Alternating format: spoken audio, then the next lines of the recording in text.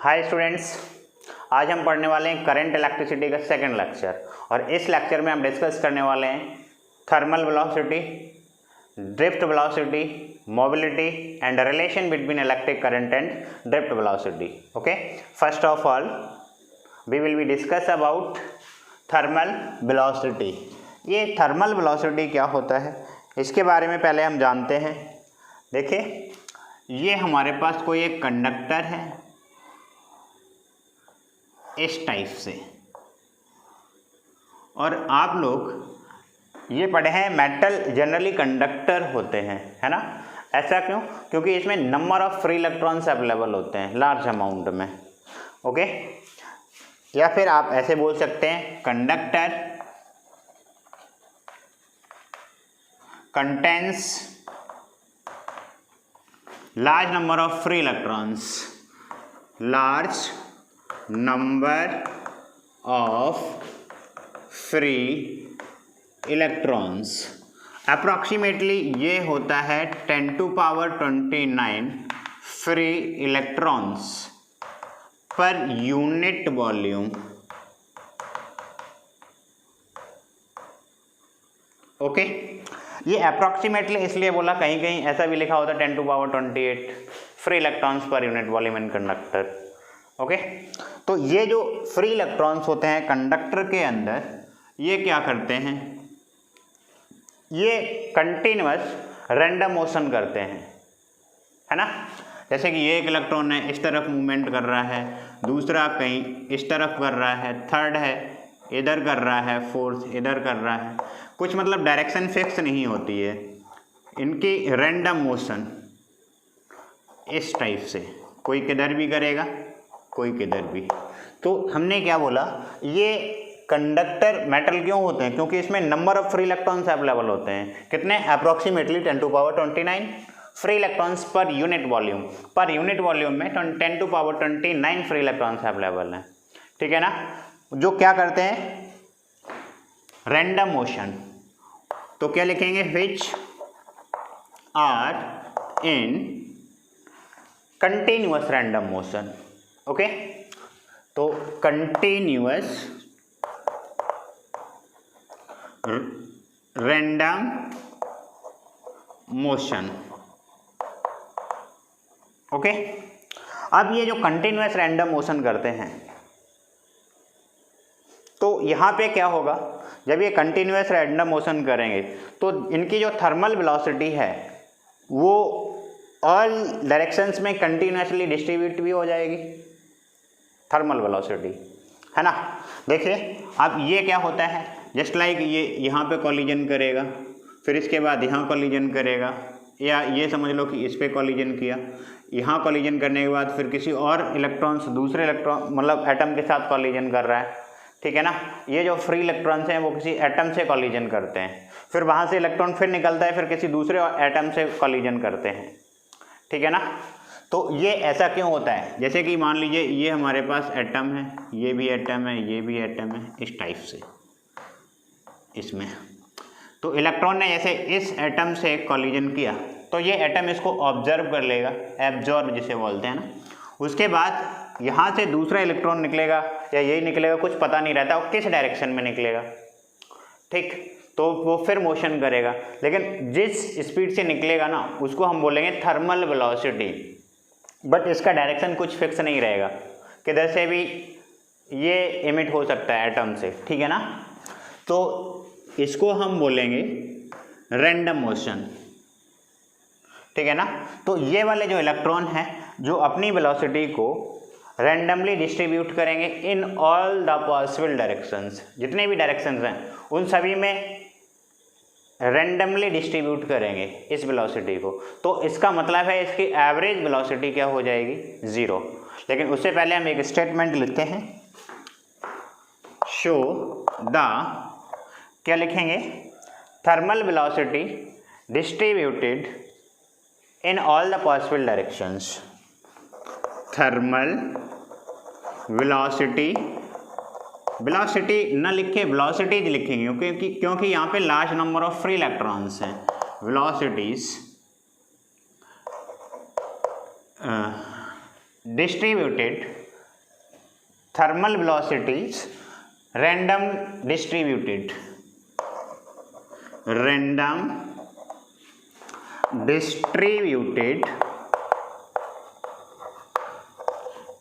in all possible directions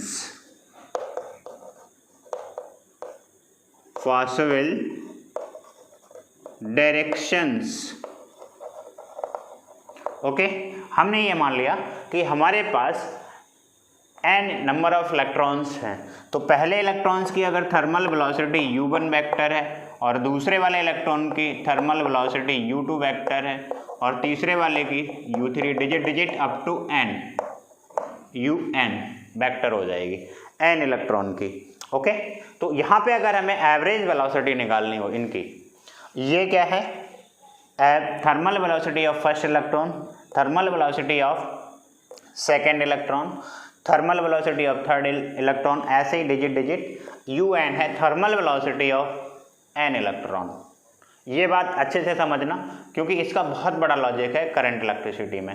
okay, तो यहाँ पे अगर हम u एवरेज निकालेंगे तो क्या हो जाएगा, u1 vector plus u2 vector plus u3 vector plus digit un vector total divided by n, ये हो जाएगी एवरेज, और इनकी एवरेज वेलोसिटी क्या हो जाएगी, 0। मतलब u एवरेज ये हो जाएगा 0। इसका मतलब क्या है, average thermal velocity of all electrons in conductor क्या हो जाएगी, 0। ये बात अच्छे से ध्यान रखना और समझ भी लेना किस तरह से। ये रैंडम मोशन कर रहे हैं, किसी एटम से टकराते हैं तो एटम इन्हें एब्जॉर्ब कर लेता है, फिर उसी एटम से फिर इलेक्ट्रॉन इमिट होता है, तो ये किसी भी डायरेक्शन में मूवमेंट कर सकता है। तो ये वाली जो इनकी रैंडम मोशन है, इस रैंडम मोशन की वजह से इनकी जो थर्मल वेलोसिटी है वो सभी डायरेक्शंस में डिस्ट्रीब्यूट हो जाती है, जिससे कि एवरेज थर्मल वेलोसिटी क्या हो जाती है, 0। यहाँ पे एक चीज़ ये ध्यान रखना, जो एवरेज थर्मल वेलोसिटी है वो 0 हो रही है, but not average thermal speed, क्योंकि स्पीड में क्या होता है, total distance upon total time, direction का कोई रोल ही नहीं। अब ये यहाँ पे क्या कर रहे हैं, कॉलिजन कर रहे हैं, पता लगा कॉलिजन करके फिर उधर ही आ गए या किसी दूसरे डायरेक्शन में चले गए, तो डिस्प्लेसमेंट क्या होता है, शॉर्टेस्ट डिस्टेंस। तो ऐसा तो नहीं है कंडक्टर के बाहर चले जाएं, तो डिस्टेंस शॉर्टेस्ट रहेगी यहाँ पे, इसलिए एवरेज थर्मल वेलोसिटी 0 होती है, but average thermal speed non 0 होती है। ओके, यहाँ पे नोट करके ये पॉइंट लिख सकते हो आप, नोट में लिखेंगे average thermal velocity 0, average thermal velocity is 0, but average thermal speed is non-zero. Average thermal speed is non-zero. Okay, लेकिन ये जो एवरेज थर्मल स्पीड है वो नॉन जीरो तो है, लेकिन ये होती कितनी है, ये होती है 10⁵ मीटर पर second, average thermal speed of free electrons in conductor. बात समझ में आ रही है। अब देखिए यहाँ पे क्या होता है, जैसे कि एक इलेक्ट्रॉन यहाँ से जाता है, यहाँ पे कॉलिजन करता है, इसके बाद फिर यहाँ पे कॉलिजन करता है, तो एक कॉलिजन इसने यहाँ पे किया फर्स्ट एटम से, उसके बाद दूसरा कॉलिजन इसने कहाँ किया, इस सेकंड वाले एटम से। दो कॉलिजन्स के बीच में कुछ टाइम लगा, उसको हम बोलते हैं रिलैक्सेशन टाइम। ओके, इस वाले टाइम को हम बोलेंगे रिलैक्सेशन टाइम।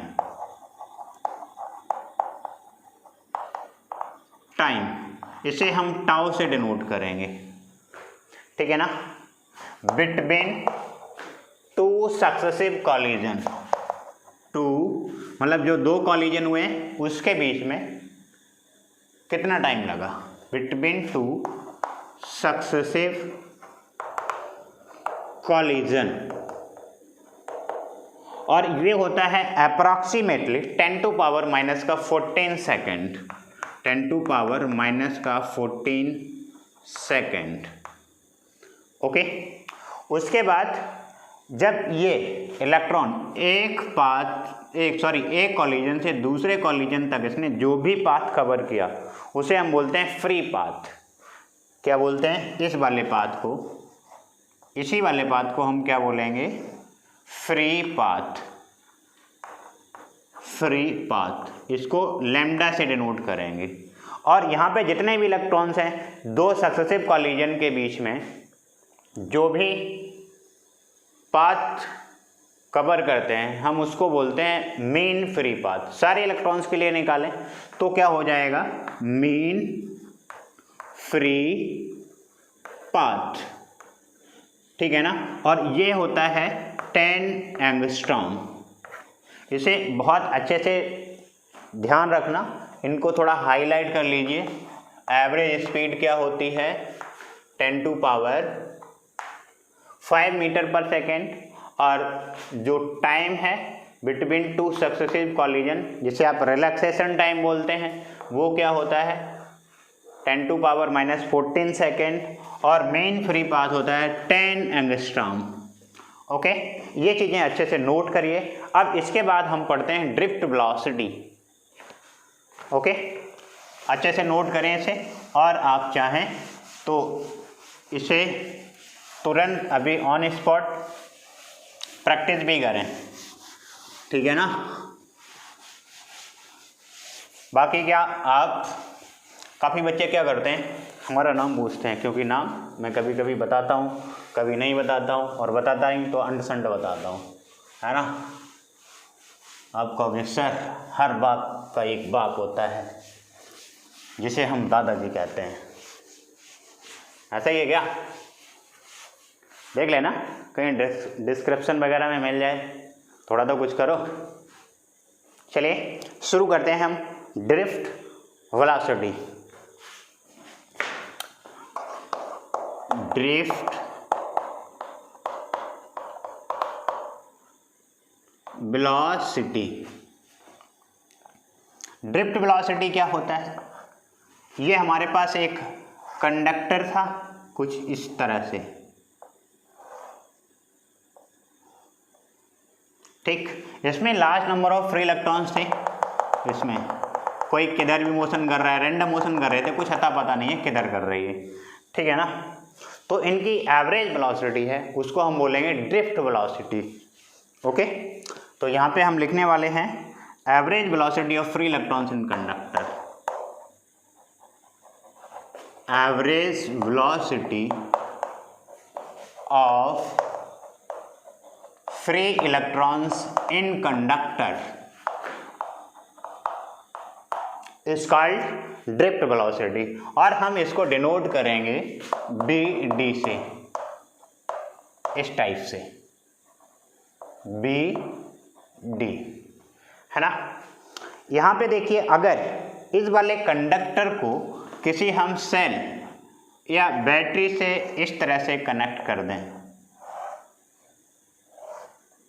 ये पॉजिटिव टर्मिनल, ये नेगेटिव, ठीक, तो करंट का डायरेक्शन किधर होगा?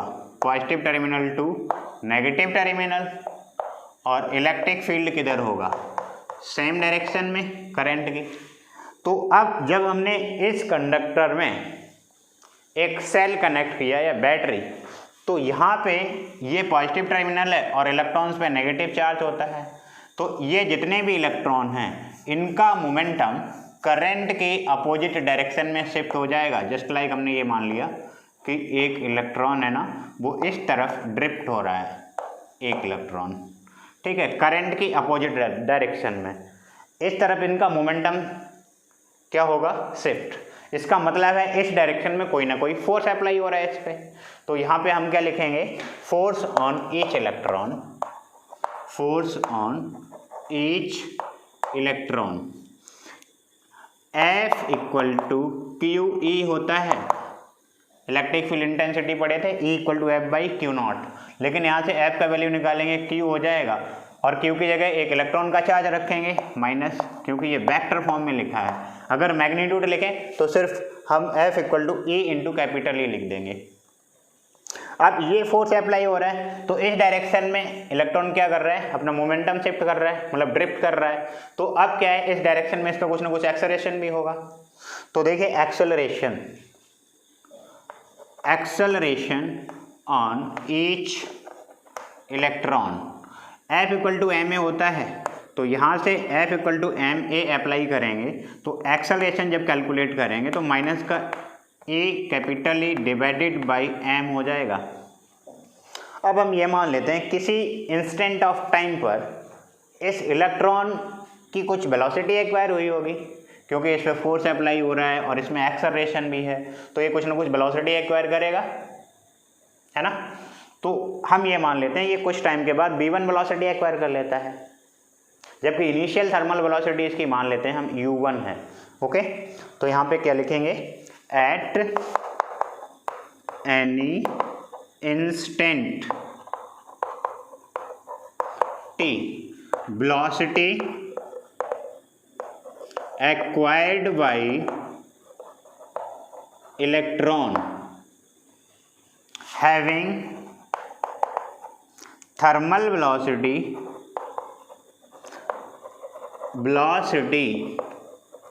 कितनी है इसके पास, ये वेलोसिटी लिखा हुआ है u1। तो आपने क्या पढ़ा था, v equal to U plus A T 11th class में, फर्स्ट इक्वेशन ऑफ मोशन। लेकिन यहाँ पे क्या हो जाएगा, पहले इलेक्ट्रॉन के लिए v1 और ये u1, लेकिन टाइम क्या हो जाएगा, टाइम की जगह रिलैक्सेशन टाइम हम यूज़ करेंगे बिटवीन टू सक्सेसिव कॉलिजन। यहाँ पे जो एक्सेलरेशन है वो सभी इलेक्ट्रॉन्स के लिए सेम होगा, क्योंकि सारे इलेक्ट्रॉन किधर मूवमेंट करने की कोशिश करेंगे, करंट की अपोजिट डायरेक्शन में। सेम फोर्स होगा क्योंकि इलेक्ट्रिक फील्ड सेम है सभी के लिए। बात समझ में आ रही है। तो इसलिए यहाँ पे जितने भी इलेक्ट्रॉन्स हैं, मतलब फ्री इलेक्ट्रॉन्स, वो सारे के सारे करंट के अपोजिट डायरेक्शन में मूवमेंट करने की कोशिश करेंगे। ठीक, तो यहाँ पे जो टाइम है ना, टाइम की जगह हम रिलैक्सेशन टाइम यूज करेंगे टाउ1। टाउ1 का मतलब है एक इलेक्ट्रॉन का relaxation time between two successive collision. Similarly पहले इलेक्ट्रॉन के लिए ये हो गया v1 equal to u1 plus ए, यहाँ पे ए के आगे वेक्टर लगा दो क्योंकि एक्सेलरेशन वेक्टर क्वांटिटी है, ए टाउ1। सिमिलरली दूसरे इलेक्ट्रॉन के लिए क्या हो जाएगा, v2 equal to u2 plus vector a tau two. और थर्ड के लिए v3 equal to u3 plus vector a tau three. Digit digit digit क्या हो जाएगा, n इलेक्ट्रॉन के लिए क्या हो जाएगा, vn equal to un plus vector A tau n। इस तरह से लिखेंगे। देखो सारे इलेक्ट्रॉन्स ने ये वेलोसिटी एक्वायर करी v1 v2 v3 digit digit vn तक। जब हमारे पास n number of free electrons हैं तो हमने ड्रिफ्ट वेलोसिटी क्या पढ़ी, average velocity of free electrons in conductor. तो अब इनका एवरेज फाइंड आउट कर लें। एवरेज वेलोसिटी, और एवरेज वेलोसिटी क्या होता है, ड्रिफ्ट वेलोसिटी। तो हम एवरेज को क्या लिखेंगे, bd equal to b1 vector plus b2 vector plus b3 vector plus digit digit bn vector divided by n, ये हो जाएगा। अब यहाँ से bd वेक्टर इक्वल टू क्या होगा, b1 का वैल्यू क्या है u1 प्लस वेक्टर ए टाउ1, और यहाँ पे इसका u2 प्लस ये। तो हम ऐसा करें, इधर वाले एक तरफ ऐड कर लें, ऊपर क्या हो जाएगा u1 plus u2 plus u3 digit digit un। तो u1 plus u2 plus u3 plus digit digit un। उसके बाद ये क्या हो जाएगा, vector a tau one plus vector a tau two plus vector a tau three plus digit digit vector A tau n। इसी तरह से vector a tau one plus vector a tau two plus digit digit, ऐसे ही क्या हो जाएगा vector A tau n। Total divided by N. क्या इधर दिख रहा है? देखिए थोड़ा सा दिख रहा है, चलो दिख जाएगा, है ना। तो अब यहाँ पे हम क्या करेंगे, टोटल डिवाइडेड बाई एन यहाँ पे भी कर दें, ठीक है ना, क्योंकि हमें एवरेज निकालना है, अलग अलग डिवाइड कर दिया। लेकिन अभी हमने क्या पढ़ा था, एवरेज थर्मल वेलोसिटी क्या होती है, 0, इसे हमने कर दिया 0। तो यहाँ पे बी डी इक्वल टू क्या मिला हमें, यहाँ से वेक्टर ए कॉमन है हर जगह पे, वेक्टर ए कॉमन ले लेंगे, tau 1 plus tau 2 plus tau 3 plus digit digit जितने भी टाउ हैं, टोटल डिवाइडेड बाई एन। इसे हम क्या मान लेते हैं, average relaxation time, tau 1 plus tau 2 plus tau 3 plus digit digit tau N divided by N. इसको हम टोटल को टाउ मान लेते हैं, और टाउ क्या हो जाएगा, एवरेज रिलैक्सेशन टाइम। देखिए इधर tau equal to tau 1 plus tau 2 plus digit digit, sorry यहाँ पे टाउ 3, अगर नहीं भी लिखें तो आप समझ जाना, एवरेज कैलकुलेट कर रहा हूँ, tau N divided by N, ये है average relaxation time, average relaxation time. Okay, तो यहाँ से ड्रिफ्ट वेलोसिटी क्या हो जाएगी, B D vector equal to vector A, इसकी जगह हम टाउ रखेंगे तो वेक्टर ए इंटू टाउ हो जाएगा। और आपने वेक्टर ए एक्सेलरेशन पहले ही फाइंड आउट कर लिया है, यहाँ पे क्या निकाला, vector A equal to minus का ई, ये vector E divided by M into tau, sorry ये यहाँ पे होगा B D, B D equal to ये वेक्टर ए का वैल्यू हमने पुट कर दिया, तो ड्रिफ्ट वेलोसिटी आया हमारे पास माइनस का E vector E tau divided by M. अब अगर यहाँ से ड्रिफ्ट वेलोसिटी का मैग्नीट्यूड लिखना चाहें तो ये हो जाएगा ई बाई एम इंटू टाउ। यहाँ पे बी डी क्या है, ड्रिफ्ट वेलोसिटी, ई क्या है, चार्ज ऑफ इलेक्ट्रॉन, और capital E electric field, tau average relaxation time between two successive collision, ये भी लिख लो, बिटवीन टू सक्सेसिव कॉलिजन।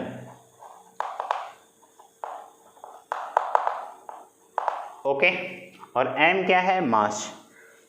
ठीक बात, आप इसे एक बार नोट करिए, उसके बाद हम बात करते हैं मोबिलिटी की।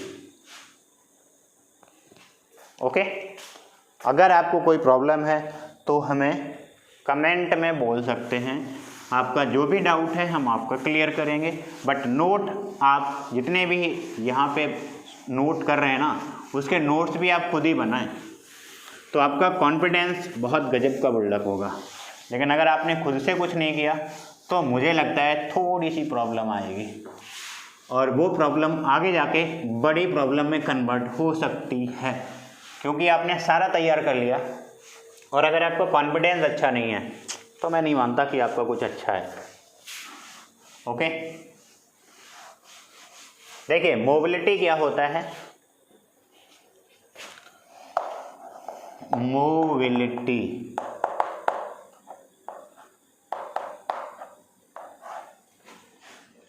मोबिलिटी को हम डिफाइन करते हैं drift velocity per unit electric field applied. जैसे कंडक्टर में फ्री इलेक्ट्रॉन्स थे, हमने वहाँ पे कोई एक इलेक्ट्रिक फील्ड अप्लाइड कर दिया, तो इलेक्ट्रॉन का मूवमेंट है ना, वो इलेक्ट्रिक करंट की अपोजिट डायरेक्शन में शिफ्ट हो गया, उस मोबिलिटी की बात करते हैं। ओके, तो यहाँ पे आप क्या लिखेंगे,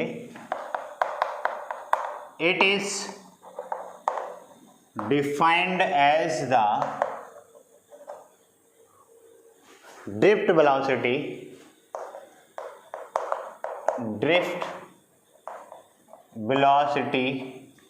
पर यूनिट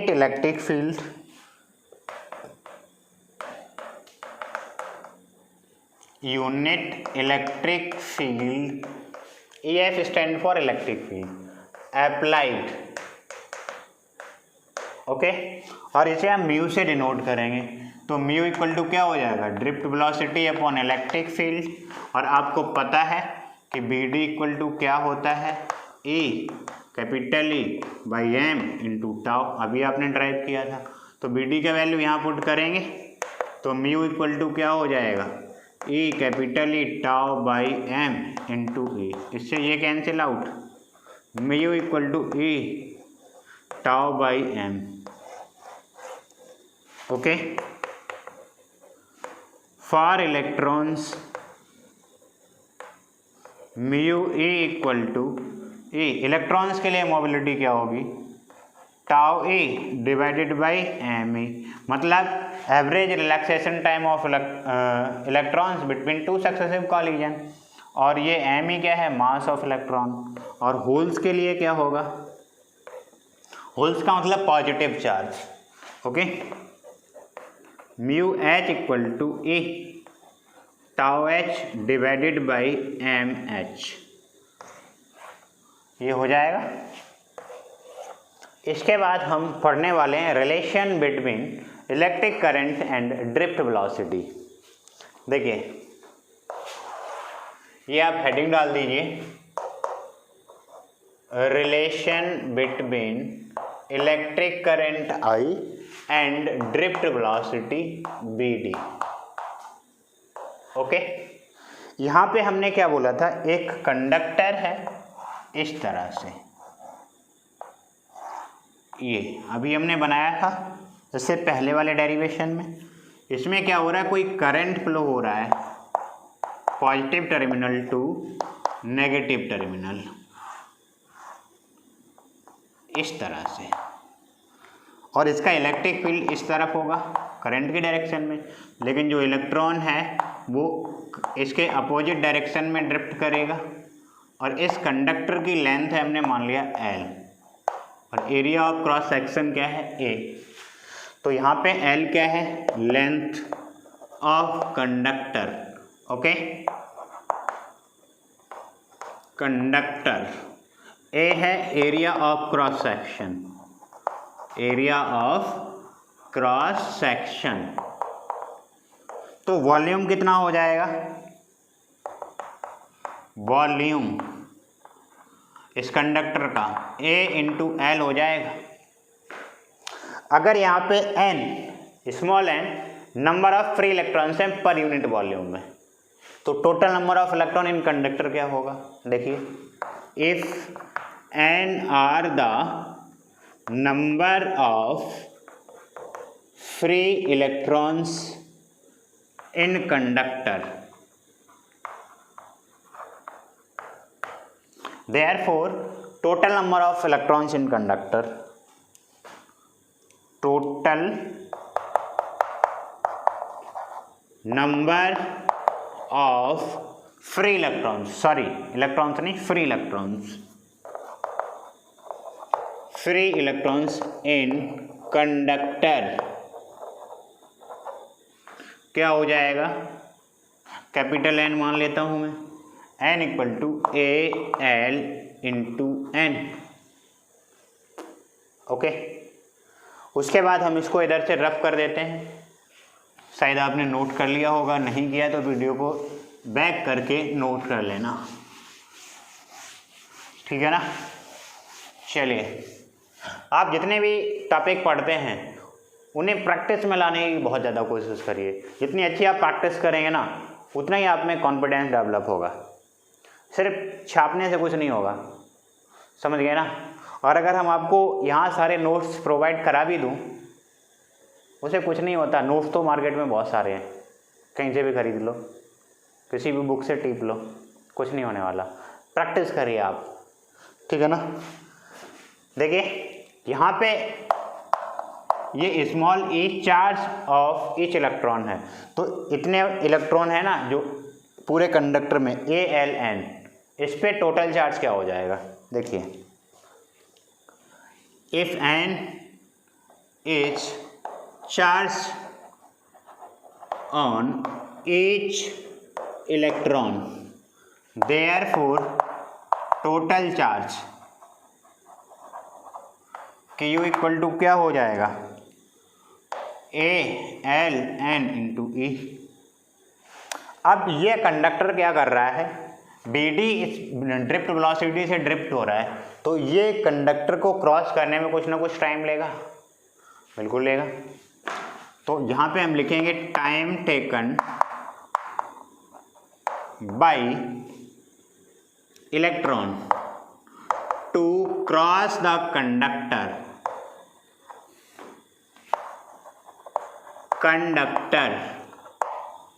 ये क्या हो जाएगा, T equal to length upon BD। वैसे speed equal to distance upon time होता है, लेकिन यहाँ से टाइम का वैल्यू निकालेंगे तो लेंथ अपॉन BD हो जाएगा।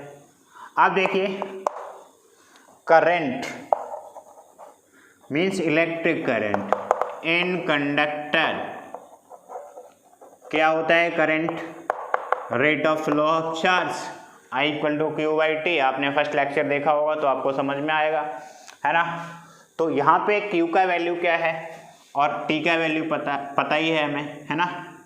तो I इक्वल टू क्या हो जाएगा, Q A L N E divided by T का वैल्यू क्या है, L बाई BD। इससे ये कैंसिल आउट, BD ऊपर चला जाएगा, तो I इक्वल टू हमें क्या मिलेगा, A N E BD।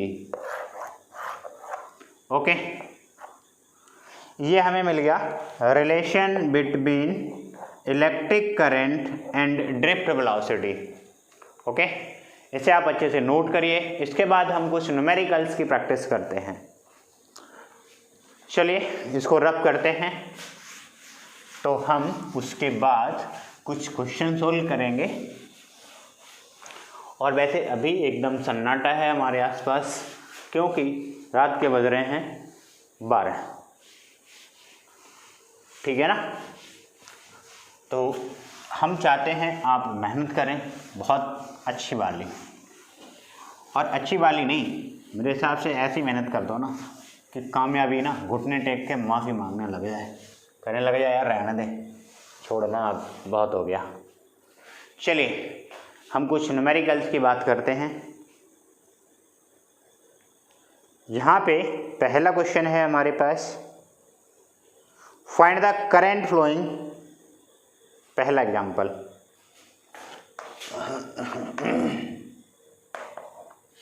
इसमें कह रहा है ये आपको करंट फाइंड आउट करना है।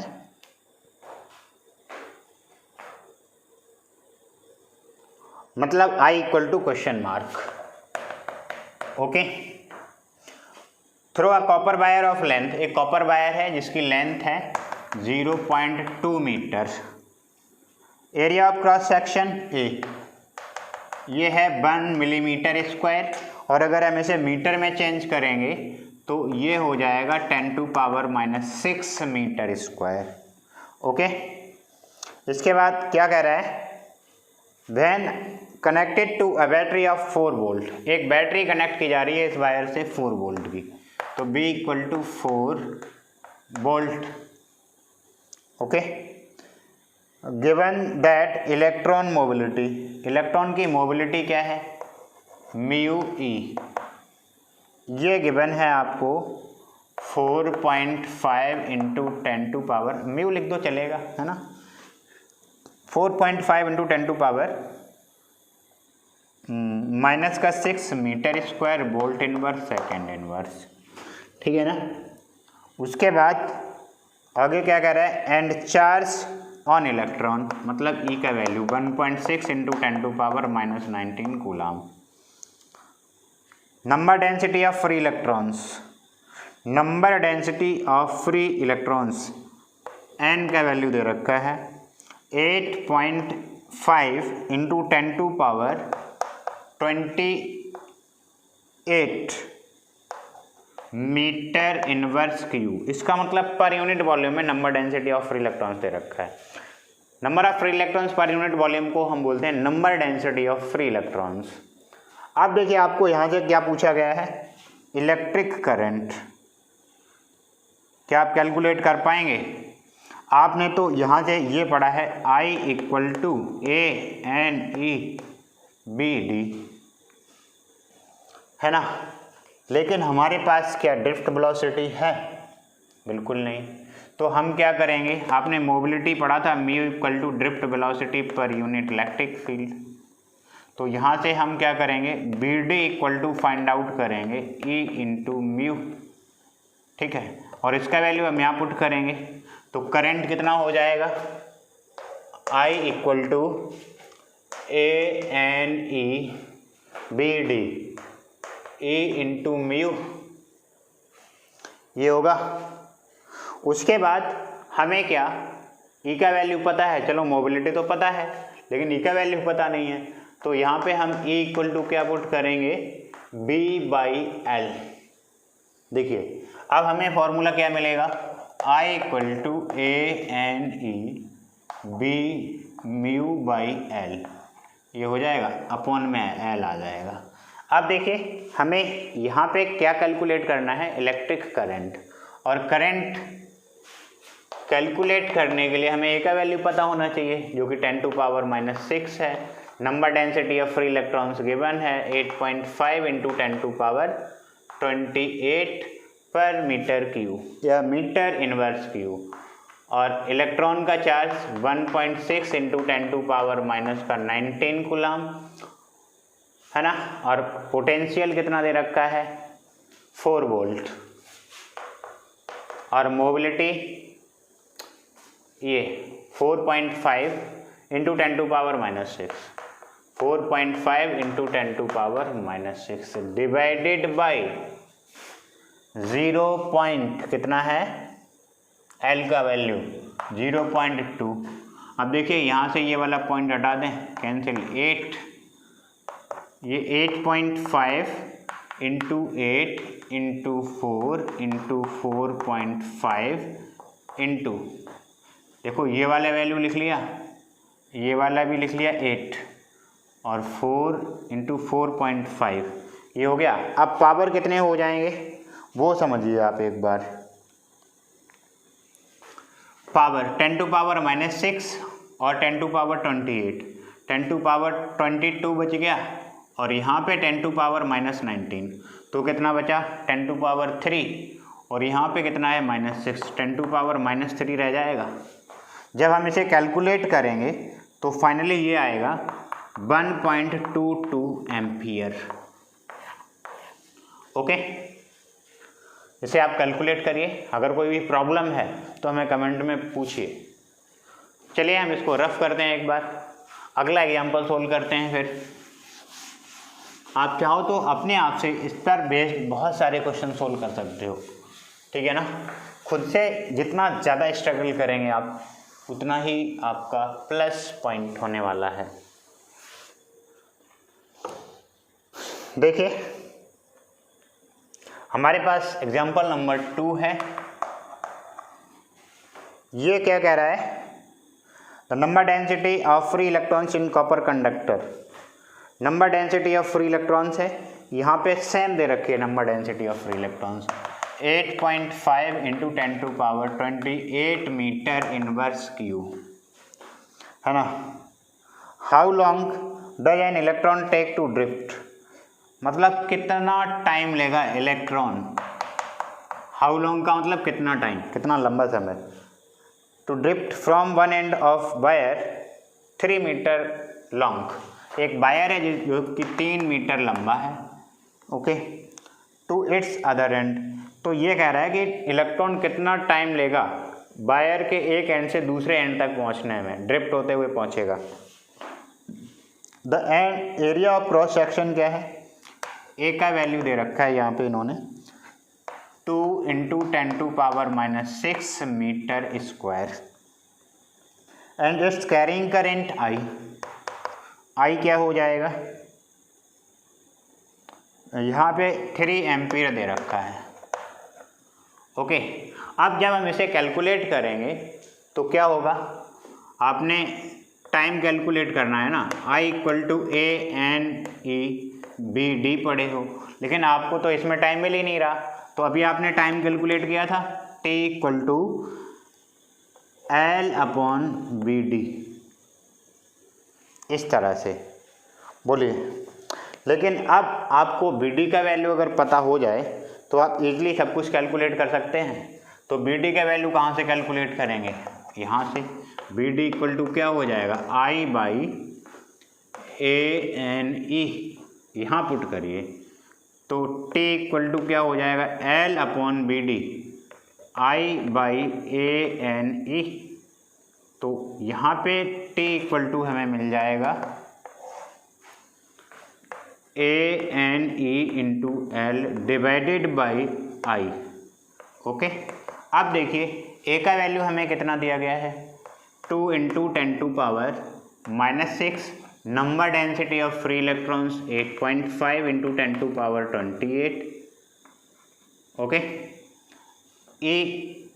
चार्ज ऑफ इलेक्ट्रॉन कितना होता है, अगर नहीं भी दिया गया है तो 1.6 इंटू 10⁻⁻19 कूलम। और लेंथ कितनी है 3 डिवाइडेड बाई आई का वैल्यू, ये भी 3 एम्पियर है। ठीक है ना, देखिए लेंथ भी, तो यहाँ से ये तो हम सीधा सीधा कैंसिल आउट कर लेंगे। अब इसे हम सोल्व जब करेंगे तो क्या हो जाएगा, 2 और ये कितना हो जाएगा, 2 5 × 10 और ये 17.0, ये दोनों वैल्यू लिख लिए हमने, ये वाले ये। उसके बाद 1.6 और बच गया, 1.6 इंटू 10⁻, क्या बचेगा, -6 और 28 22, मतलब 10⁻³ बचेगा, क्योंकि माइनस का 19 पावर यहाँ पे भी है। तो जब हम इसे कैलकुलेट करेंगे तो ये आएगा, सॉरी यहाँ पे क्या हम कैलकुलेट कर रहे हैं, T। तो T इक्वल टू जब हम कैलकुलेट करेंगे तो ये 2.72 इंटू 10⁻⁴ सेकेंड ये आ जाएगा। इतना टाइम लेगा इलेक्ट्रॉन कंडक्टर के एक एंड से दूसरे एंड तक ड्रिफ्ट होने में। ओके, क्या बात समझ में आती है? इस तरह से आप और भी बहुत सारे क्वेश्चन ट्राई कर सकते हैं, और अगर कोई प्रॉब्लम है तो हमारे साथ शेयर करिए। आज के लेक्चर में इतना ही। थैंक्स, जय हिंद।